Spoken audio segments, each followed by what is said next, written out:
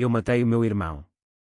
Não com as mãos, não com veneno ou faca afiada, mas com a verdade que ele enterrou como um cão enterra o osso que não merece. E enquanto o via desabar, pedaço por pedaço, eu sorri pela primeira vez em anos, porque o inferno não tem diabos, só espelhos que refletem as tuas próprias mentiras. Diziam que a família era sagrada, mas a minha família era um altar de hipocrisia, onde o sangue se misturava com vinho tinto e segredos podres. O meu irmão, o herdeiro perfeito, jurou pelo nome do avô que me protegeria, mas no dia em que o testamento foi lido, ele cuspiu na cara de Deus e da lei, invocando uma tradição que nunca existiu senão na sua mente doente.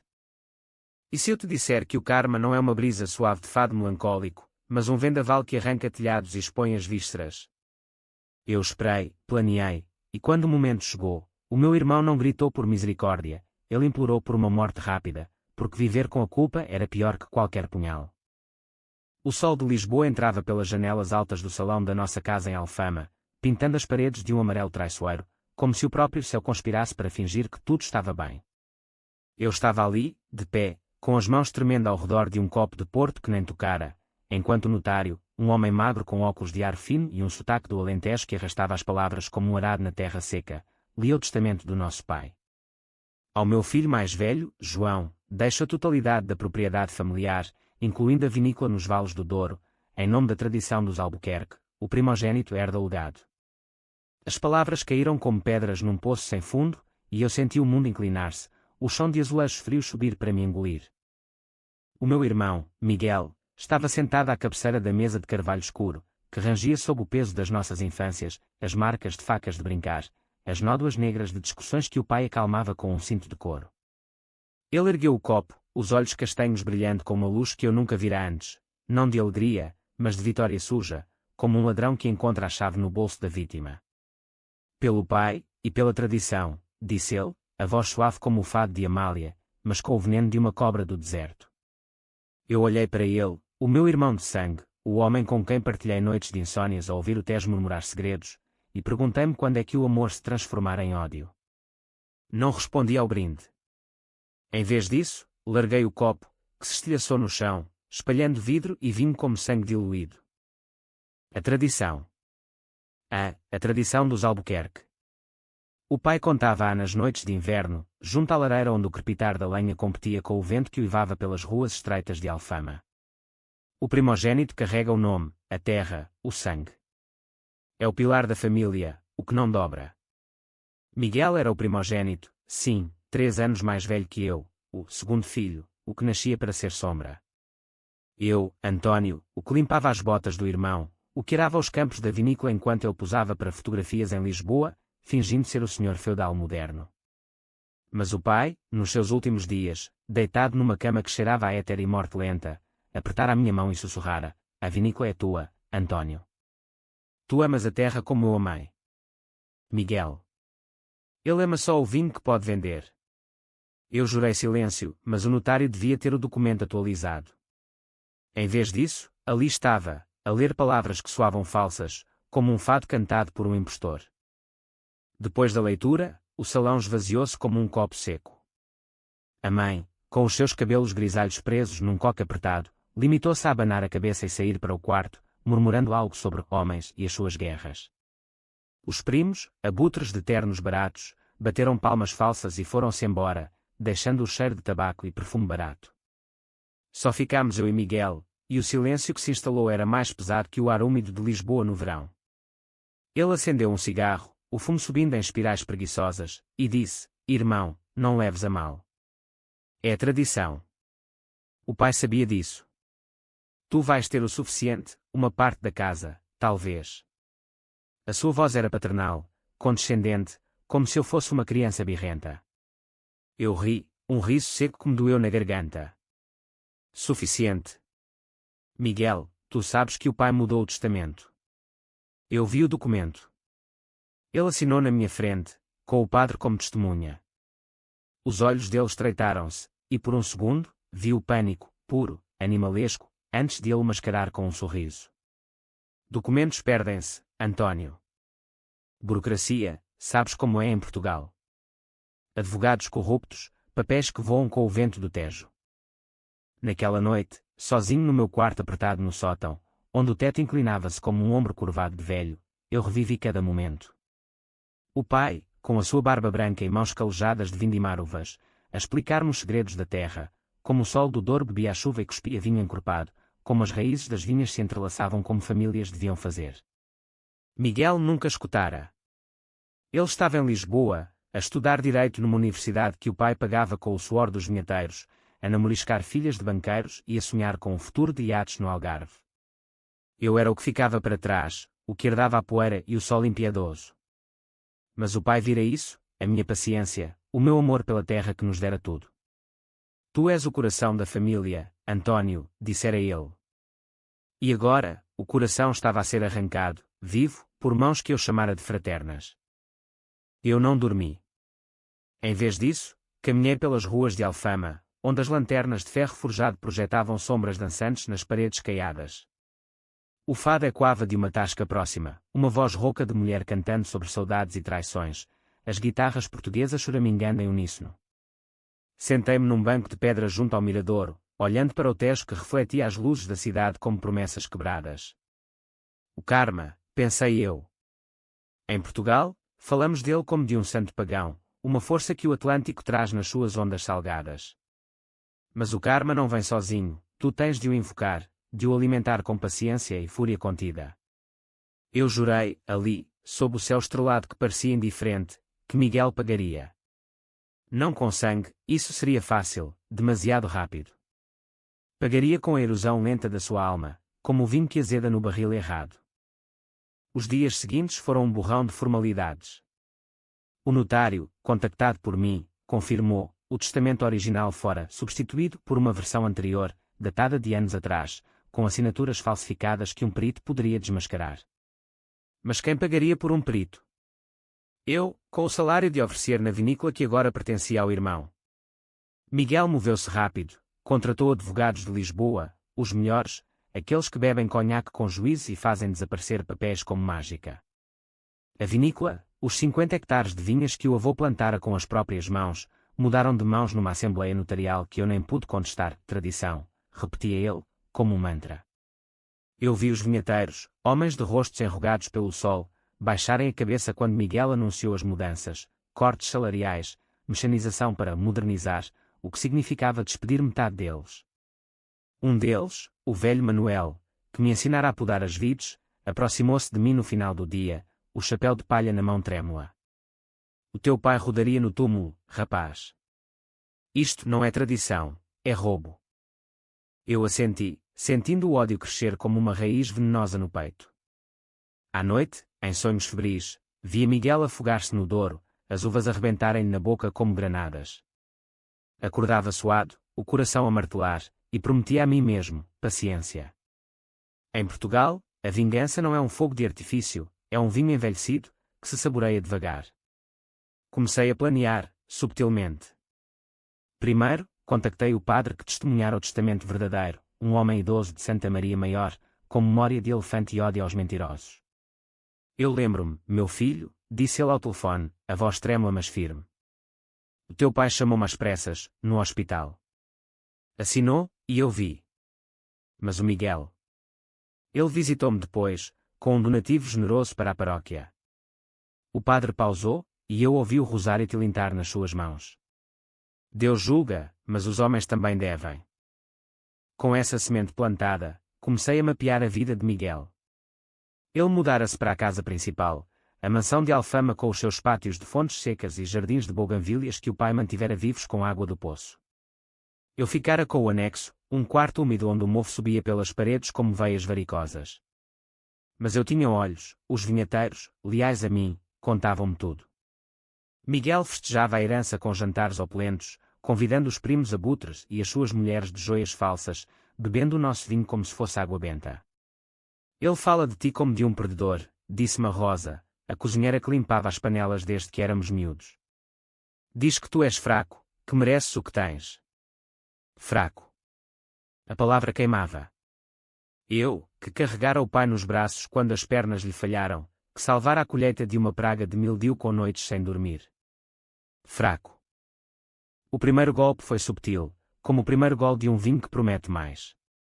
Eu enviei uma carta anônima ao banco onde Miguel abrira uma conta para a vinícola, uma cópia borrada do testamento original, com uma nota, pergunta ao padre. Ele entrou em pânico, claro. Eu vi-o da janela do anexo, a andar de um lado para o outro no pátio, o telemóvel colado à orelha, gritando com advogados. É falso. Uma falsificação. Mas o banco hesitou, e os cheques para os fornecedores atrasaram-se. Os vinheteiros murmuravam, e Manuel, o velho, recusou-se a assinar um novo contrato. Não assino com um ladrão, disse ele alto o suficiente para Miguel ouvir. O meu irmão, o primogênito perfeito, sentiu o primeiro creque na sua armadura, um cheiro azedo no seu vinho de triunfo. Mas eu queria mais. Queria que ele sentisse a terra a ceder debaixo dos pés, como as encostas do Douro depois de uma chuva torrencial. Comecei a documentar tudo, fotografias dos documentos falsos que um contacto no notariado me arranjara, gravações de conversas com o padre, depoimentos sussurrados dos vinheteiros. Era um dossiê, um vinho em barril, a envelhecer na escuridão do meu quarto. E enquanto isso, eu sorria para ele nas refeições familiares, partilhava o pão e o azeite, e via o seu olhar vacilar. Estás bem, irmão? Perguntava eu, inocente. Pareces cansado. Ele ria, mas era um riso oco, como o eco num barril vazio. Os meses passaram como o Tejo em maré baixa, lentos, lamacentos, revelando detritos que ninguém quer ver. Eu trabalhava na vinícola como um fantasma, supervisionando as vindimas sob o olhar vigilante de Miguel, que agora se pavoneava como um galo no poleiro, de fato feito à medida e relógio de ouro que o pai nunca usara. A terra, outrora amante, tornara-se inimiga, as vinhas pareciam murchar sob o seu toque, as uvas menores, o mosto mais ácido. Os vinheteiros notavam-no, e os murmúrios cresciam como ervas daninhas. O vinho sabe a mentira, disse-me a Rosa uma tarde, enquanto pisávamos as uvas nos lagares de pedra, os pés nos mergulhados no sumo pegajoso que cheirava a ferro e terra molhada. Eu assenti, sentindo o ódio pulsar nos dedos, misturando-se ao vinho como um fermento maligno. Miguel. Miguel. Ele tentava fingir normalidade, mas as rachas apareciam. As festas na mansão multiplicavam-se, sardinha assada no grelhador, fado ao vivo com guitarristas de alfama, vinho a correr como o sangue de um touro na arena. Eu era convidado, claro, o irmão leal, mas sentava-me no canto, observando. Via-o flertar com a Isabel, uma advogada de cabelos negros e olhos que prometiam absolvição, mas que eu sabia serem frios como o mármore das igrejas lisboetas. Ela ria das piadas dele, mas eu via o cálculo, ela cheirava o dinheiro, mas também o risco. Uma noite, depois de demasiado porto, ele confessou-me ao ouvido, o hálito quente de álcool: António, isto é nosso. A tradição une-nos. Um dia, partilho contigo. Mentira. Eu sorri, batendo-lhe nas costas. Claro, irmão. Pelo legado. Mas dentro de mim, o plano fervia. O dossiê crescia, agora incluía e-mails hackeados, graças a um jovem informático de alfama, endividado e disposto a tudo por umas notas, que provavam os subornos ao notário. O padre, corajoso na sua velhice, concordara em testemunhar, mas anonimamente por enquanto, a igreja não tolerava escândalos, e Miguel doara o suficiente para comprar silêncios. Eu contactara também o Manuel, que reunira depoimentos de outros vinheteiros, histórias de como Miguel ignorara as tradições antigas, vendendo lotes de terra para um condomínio de luxo no Douro, trocando vinhas centenárias por betão e piscinas. Ele vende a alma da família, rosnara Manuel, os punhos cerrados como raízes nudosas. Eu gravei tudo, num gravador escondido no bolso, o clique subtil como um coração a bater. O turning point veio numa manhã de outono, quando o ar de Lisboa cheirava a castanhas assadas e folhas caídas. Eu recebi uma carta registada, uma intimação judicial. Miguel movera-se contra mim, acusando-me de difamação, alegando que os rumores na vinícola vinham de mim. Provas falsas, dizia o documento, assinado por um juiz que eu reconheci como amigo de copos do meu irmão. Fúria, pura e incandescente, subiu-me à cabeça como um vinho espumoso mal batido. Corri para a mansão, o coração a galopar, e bati à porta com o punho fechado. Ele abriu, de robe de seda, o cabelo despenteado, os olhos inchados de ressaca. O que raio queres, António? Rosnou ele. Eu empurrei o papel para a cara dele. Isto é o teu medo a falar. Sabes que eu tenho razão. Ele fechou a porta na minha cara, mas eu ouvi o trinco a tremer. Naquela noite, invadi o escritório dele, a chave que a Rosa me dera, a cozinheira que via tudo. As gavetas estavam cheias de papéis, contratos de venda da terra, extratos bancários que mostravam transferências para contas offshore nas Ilhas Cayman, um diário onde ele confessava: o pai era um tolo. A tradição é o que eu digo que é, António nunca suspeitará, ele é fraco, sempre foi. Li aquelas palavras à luz de uma lanterna, o estômago a revirar-se como leite azedo. Copiei tudo, tirei fotos, e saí como um ladrão na noite, o Tejo a sussurrar aprovação nas sombras. De volta ao anexo, sentei-me à mesa tosca, uma garrafa de vinho tinto aberta, o último bom lote, antes das mudanças de Miguel. Bebi devagar, deixando o tanino queimar a língua, e planeei o próximo passo. Não bastava expor, tinha de o isolar. Comecei por Isabel. Encontrei-a num café encheado, onde ela tomava um galão com pastéis de nata, o jornal aberto na secção de escândalos. Senhora doutora, disse eu, sentando-me sem convite. O meu irmão é um mentiroso. Quer ver as provas? Mostrei-lhe as fotos no telemóvel, as transferências, o diário. Os olhos dela arregalaram-se, não de choque, mas de cálculo. Isto é grave. Se for verdade, ele perde tudo. Eu sorri. É verdade. E você? Quer ser a mulher de um ladrão, ou a que o derruba? Ela hesitou, mas o cheiro à oportunidade era forte. Dias depois, ela terminou com ele, uma mensagem fria, sem explicações, mas eu sabia que as sementes estavam plantadas. Miguel começou a desabar.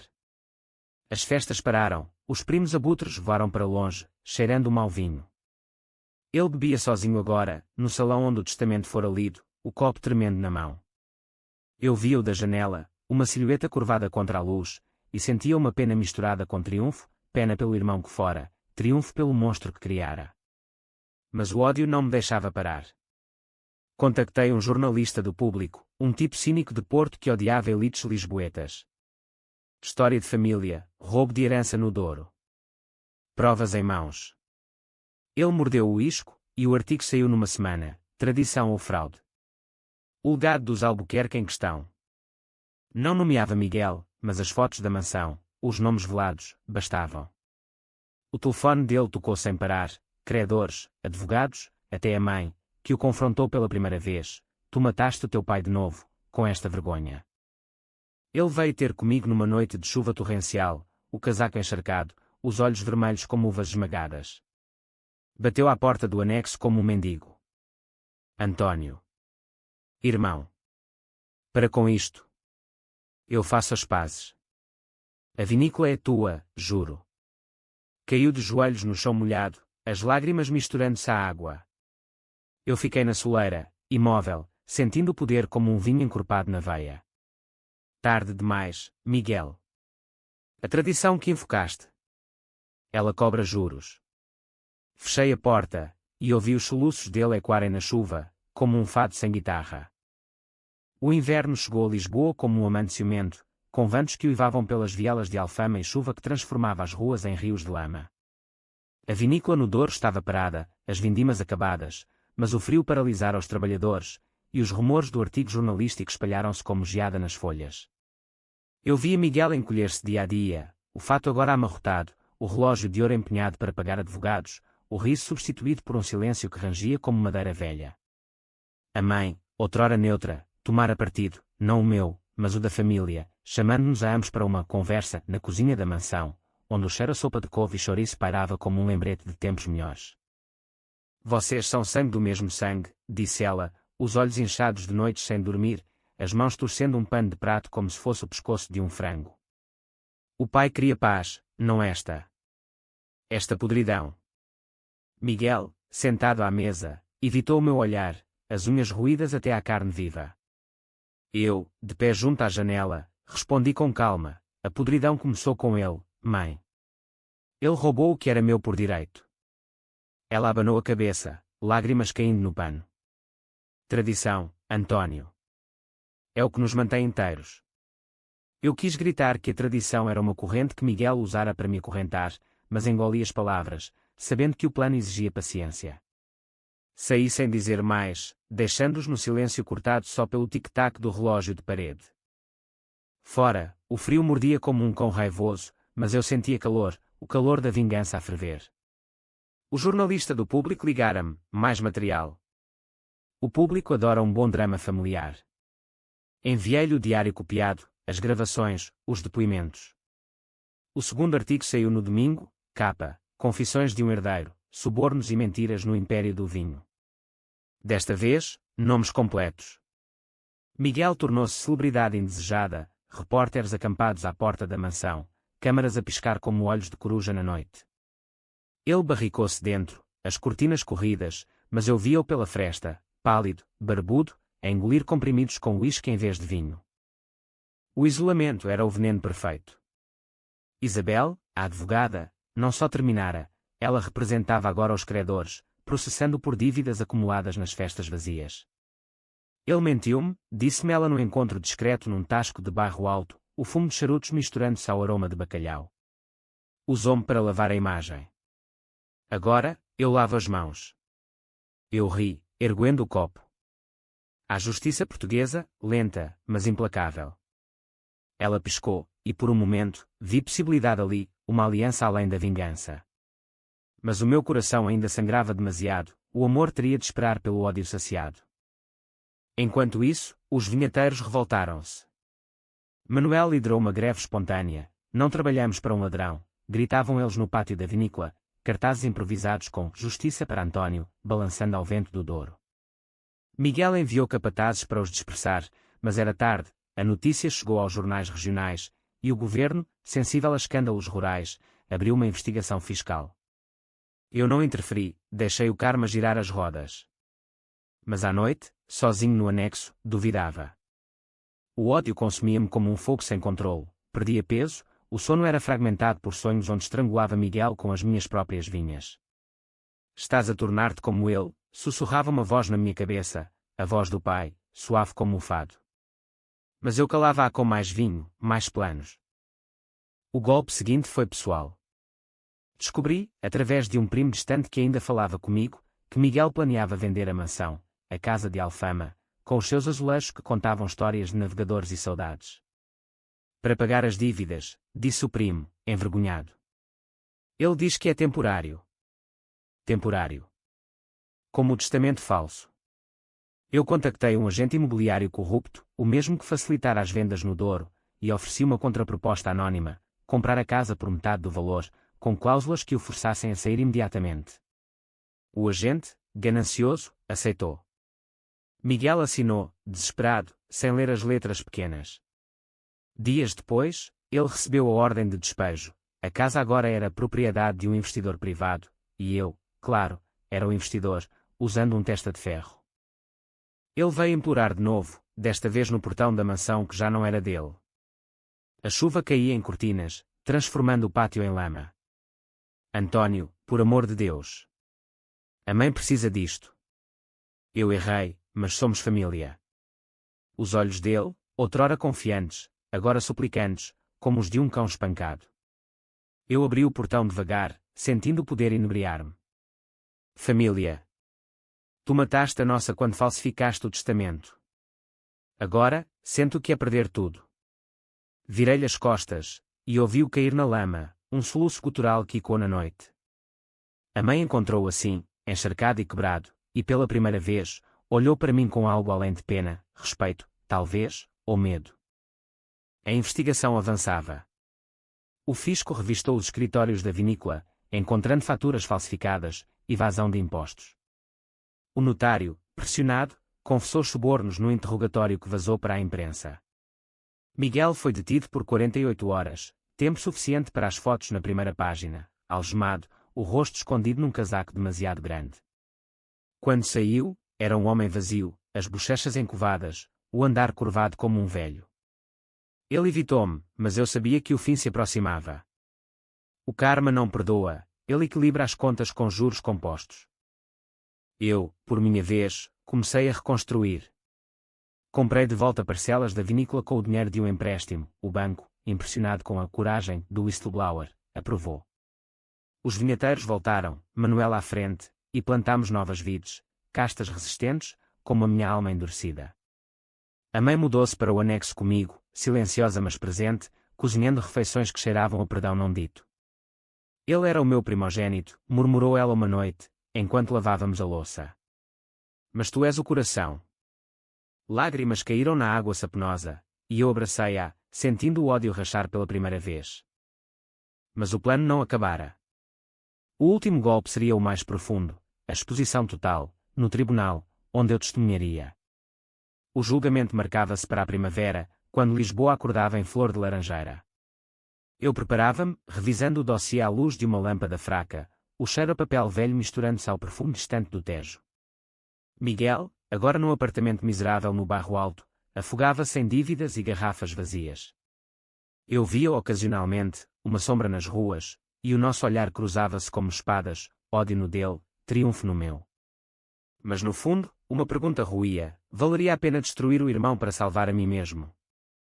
A primavera rompeu em Lisboa como uma amante impaciente, com o ar carregado de jasmim e o sol a dançar nas águas do Tejo, mas para mim, era o prelúdio de uma tempestade. O julgamento aproximava-se, e o Tribunal de Lisboa, com as suas colunas de mármore frio e ecos de vozes passadas, tornara-se o meu palco. Eu treinava as palavras com o advogado, um homem seco de Setúbal, com sotaque arrastado e olhos que viam através das mentiras. Fala do coração, António, aconselhava ele, batendo com o cachimbo na mesa do escritório atulhado de papéis. Os juízes portugueses adoram uma boa história de família, mas com factos, não fado. Eu assentia, mas no peito, o coração batia um ritmo de tambor de guerra. Miguel compareceu ao primeiro dia desgrenhado, o fato pendurado nos ombros como peles de um animal abatido, os olhos fundos de noites insones. A sala de audiência cheirava a madeira polida e tensão, com repórteres a rabiscar furiosamente e a mãe ausente. Não aguento ver os filhos a sangrarem, dissera ela, fechando-se no anexo com as suas rosas bordadas. Ele olhou para mim uma vez, do outro lado da sala, e viu ódio misturado a súplica: porquê, irmão? Mas eu não era irmão, era juiz, júri e carrasco. O meu testemunho veio primeiro, contei tudo, da conversa no hospital com o pai, à falsificação, aos subornos. Mostrei o dossiê, páginas amareladas, gravações que ecoavam na sala como fantasmas. O juiz, uma mulher de meia-idade com óculos de tartaruga e expressão de pedra, inclinou-se para a frente. Sr. Albuquerque, tem provas irrefutáveis? Sim, Excelência. E testemunhas? O padre foi o primeiro, entrou de bengala, o rosário tilintando, e jurou pela Bíblia que vira o testamento verdadeiro. O Miguel veio depois, com dinheiro para a igreja, mas Deus não vende a verdade. A sala murmurou, Miguel contorceu-se no banco, o advogado dele objetando debilmente. Depois veio Manuel, o vinheteiro, com o chapéu na mão e a voz rouca de terra: ele vendeu a nossa alma por betão. O António salvou o que restava. Lágrimas nos olhos do velho, e eu senti um aperto, não de culpa, mas de justiça, como o primeiro gole de um vinho puro após anos de falsificações.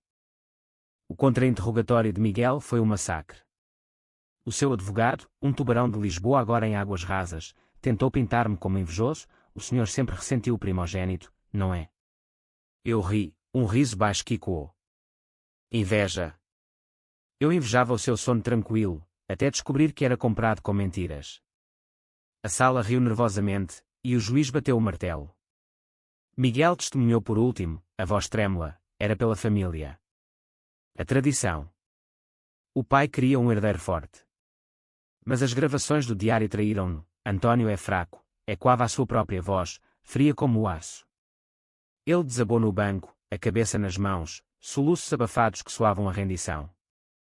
O verdito veio 2 semanas depois, num dia de sol implacável que entrava pelas janelas altas do tribunal. O réu é culpado de fraude, falsificação e evasão fiscal. A herança reverte para o legítimo herdeiro, António Albuquerque. Pena suspensa, mas com restituição total.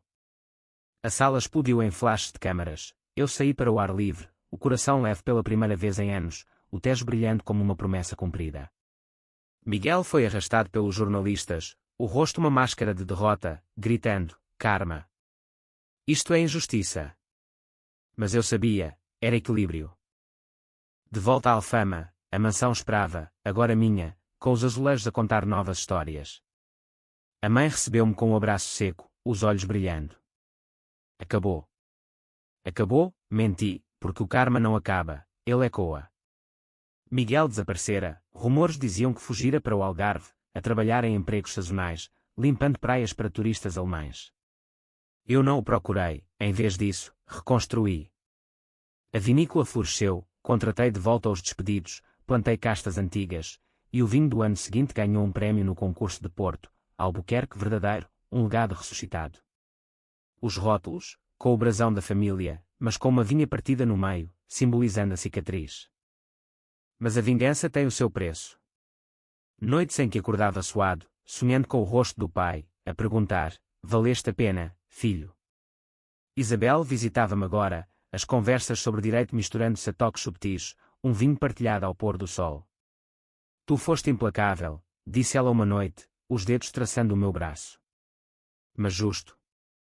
Eu beijei-a, sentindo o calor humano após o frio da solidão, mas no peito, uma sombra persistia, o vazio onde o irmão estivera. Então, o karma girou de novo. Um mês após o julgamento, recebi uma carta sem remetente, caligrafia trêmula, papel barato. António, perdoa-me. Eu era cego. A tradição matou-nos a ambos. Miguel. Dentro, um anel, o do pai, que eu pensara perdido. Lágrimas vieram, quentes e inesperadas, e eu enterrei no jardim, sob uma bougainvillea que florescera apesar de tudo. Não respondi, mas mandei dinheiro anónimo para uma conta que descobri ser dele, o suficiente para um começo. Não por piedade, mas porque o ódio, uma vez satisfeito, deixa espaço para algo mais, talvez redenção, talvez apenas o silêncio de Alfama ao amanhecer. O verão de 2025 caiu sobre Portugal como um manto de fogo, com o sol a queimar as vinhas do Douro e o ar de Lisboa a tremer com o calor ascendente. A vinícola era agora um farol de renascimento, as uvas inchavam gordas nos cachos, o mosto fermentava em barris de carvalho novo, e os vinheteiros cantavam fados improvisados enquanto pisavam o lagar, as vozes roucas misturando-se aos plás úmidos das uvas. Eu supervisionava tudo, as mãos sujas de terra vermelha, sentindo a vida pulsar de novo nas veias da família. Mas o sucesso era agridoce, cada garrafa vendida lembrava-me o preço, o irmão perdido, a mãe envelhecida prematuramente, o vazio que o julgamento deixara como uma garrafa arrombada. Isabel tornara-se presença constante, fins de semana no Douro, onde ela trocava os tribunais por trilhos de vinhas, o vestido leve colando-se à pele suada enquanto provávamos o vinho jovem. Tu mudaste, António, disse ela uma tarde, deitada na relva de uma encosta, o céu azul imenso acima. O ódio partiu-te, mas também te reforgou. Eu tracei o contorno do seu rosto, sentindo o cheiro à terra e a ela, jasmim e sal, e tu? Arrependes-te de teres ajudado. Ela riu, um som leve como o vento no Tejo. Arrepender? Eu vi justiça. E ganhei um homem que sabe o valor de uma raiz. Fizemos amor ali, sob o sol impiedoso, os corpos entrelaçados como vinhas, e pela primeira vez, o prazer não veio tingido de vingança. Mas Miguel assombrava os cantos. Rumores chegavam pelo correio dos vinheteiros, ele fora visto no Algarve, a trabalhar como guia turístico em Lagos, contando histórias de praias em ingleses cor-de-rosa, o bronzeado falso escondendo a palidez da alma. Um dia, Manuel trouxe-me uma carta, outra, desta vez com selo do Sul, lê, rapaz. Pode ser o fim. Abri-a com mãos firmes, António, o mar aqui lava as feridas, mas não as memórias. Eu vendi tudo o que restava, o apartamento, o relógio. Agora, sou ninguém. Perdoa-me, ou mata-me de vez. A tradição era uma mentira que eu contei a mim mesmo. Anexado, um cheque, o último pagamento de uma dívida antiga, o valor exato do suborno ao padre. Guardei-o, sentindo o peso como chumbo. A mãe piorava. O coração, fraco desde o escândalo, batia regular, e os médicos de Lisboa prescreviam remédios que cheiravam ao hospital e derrota. Eu levava-a para passeios no Tejo, de braço dado, contando histórias falsas de harmonia. O Miguel liga, perguntava ela, os olhos nublados. Liga, mãe. Ele está bem. Mentira piedosa, mas necessária, a verdade matá-la ia mais rápido que o câncer que o stress enfocara. Uma noite, delirante na cama do anexo, ela agarrou-me a mão, diz ao teu pai que eu o amava. E aos filhos. Que os perdoe. Morreu ao amanhecer, o sol entrando pela janela como um ladrão de luz, e eu enterrei-a no cemitério de Alfama, ao lado do pai, com uma garrafa de vinho no caixão, o nosso melhor, para o além. O funeral foi discreto, Manuel e os vinheteiros, Isabel de preto simples, o padre a rezar missa baixa.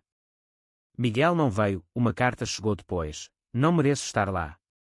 Adeus. O vazio cresceu, um buraco negro no peito onde o ódio fora estrela guia. Vendi a mansão. Não, transformei-a num museu pequeno da família, com exposições de azulejos e vinhos, um tributo à tradição verdadeira. Os turistas vinham, admirando, e eu guiava-os, contando a história sem nomes, uma família dividida, mas a terra cura. Isabel propôs casamento numa noite de agosto, no mirador de Alfama, com fogos de artifício sobre o Tejo a iluminar o céu. Construamos o nosso legado, disse ela, o anel simples brilhando. Eu hesitei, o medo de repetir ciclos, mas aceitei, sentindo o futuro como uma videira nova. A vinícola prosperava, exportávamos para a França, o rótulo Albuquerque verdadeiro, um sucesso. Mas o karma, caprichoso, mandou um último teste, uma chamada do hospital em Faro. Miguel, overdose de comprimidos e álcool, tubos nos braços, o corpo uma ruína. Ele pediu por ti, disse a enfermeira, voz cansada. Dirigi para sul, o carro cortando a autoestrada como uma faca no vinho. O Algarve era paraíso falso, praias de areia branca, mas o hospital cheirava a desinfecção e desespero. Encontrei-o num quarto apertado, pele amarelada, olhos vidrados. António, murmurou ele, a mão estendida como uma garra. Sentei-me, o ódio antigo subindo como bolhas num copo agitado. Porque agora, Miguel? Para me fazer sentir culpado. Ele tossiu, um som úmido. Não. Para dizer que amava o pai. E a ti? A tradição. Eu era fraco, não tu. Lágrimas escorreram, e eu segurei a mão dele, sentindo os ossos frágeis. O karma apanhou-nos a ambos, disse eu. Ele assentiu, e adormeceu, o monitor bipando como um relógio imparável. Fiquei até ao fim da semana, pagando contas, arranjando reabilitação. Não por perdão total, isso viria devagar, como vinho a maturar, mas por sangue. Ele melhorou o suficiente para sair, e eu deixei-o com um envelope, dinheiro, e uma carta. Reconstrói. A família não acaba contigo. Voltei a Lisboa, o sol poente tingindo o Tejo de sangue, e abracei Isabel, contando tudo. O ciclo quebra-se conosco, disse ela. O outono trouxe chuvas suaves ao Douro, lavando a terra para o sono invernal, e com ele, uma paz frágil a Lisboa. O casamento com Isabel foi simples, numa capela de Alfama, com Manuel como padrinho e os vinheteiros a entoar fados alegres, o vinho a correr livre como o Tejo em cheia. Ela usava um vestido de renda branca, os cabelos soltos como ondas, e quando trocámos votos, senti o peso do passado a dissolver-se como açúcar no porto. No bom e no mau, na verdade e na tradição reinventada, jurei eu, e ela sorriu, os olhos prometendo futuro. A vinícola era agora império, parcerias com enólogos franceses, adegas turísticas onde visitantes provavam o verdadeiro e ouviam a história sanitizada, uma família que superou divisões pela terra. Eu gerenciava com mãos firmes, mas o coração leve, Isabel ajudava com os aspectos legais, transformando o legado num negócio ético, sem sombras de subornos. A mãe, em espírito, sorria das fotos na parede da mansão-museu, agora cheia de vida com exposições e concertos de fado.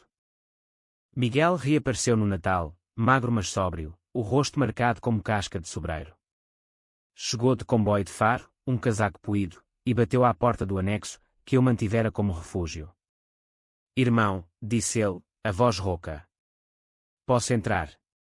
Deixei-o, e sentámo-nos à mesa onde outrora partilháramos pão, agora com uma garrafa aberta entre nós. Ele contara tudo, os meses no Algarve, limpando praias e almas, as noites de delírio onde via o pai a julgá-lo. O karma não me matou, ensinou-me. Eu ouvi, o ódio reduzido a cinzas, e ergui o copo.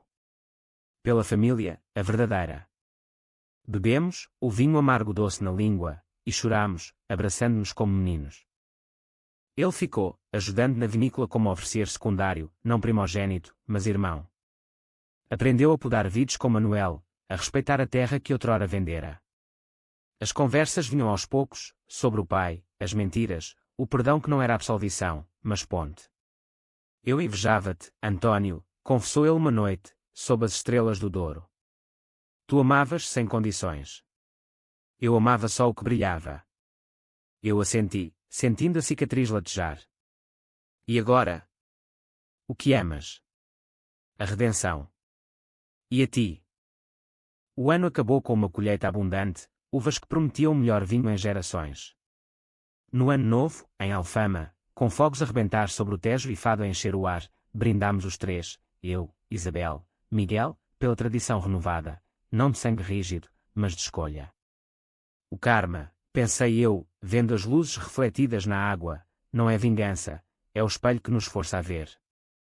E no meu reflexo, vi não um vingador, mas um homem inteiro, raízes profundas na terra portuguesa que nos molda, garrida, traiçoeira, mas sempre fiel. Anos depois, quando o vinho Karma Albuquerque ganhou medalhas internacionais, com rótulo de uma vinha partida e curada, eu sorri para Miguel no pódio de uma feira em Lisboa. Apanhou-te em cheio, brinquei. Ele riu, livre pela primeira vez. E salvou-nos. E assim, na cidade das saudades, escrevemos o nosso fado, não de dor, mas de resiliência, o sol de Portugal a iluminar caminhos que o ódio tentara apagar.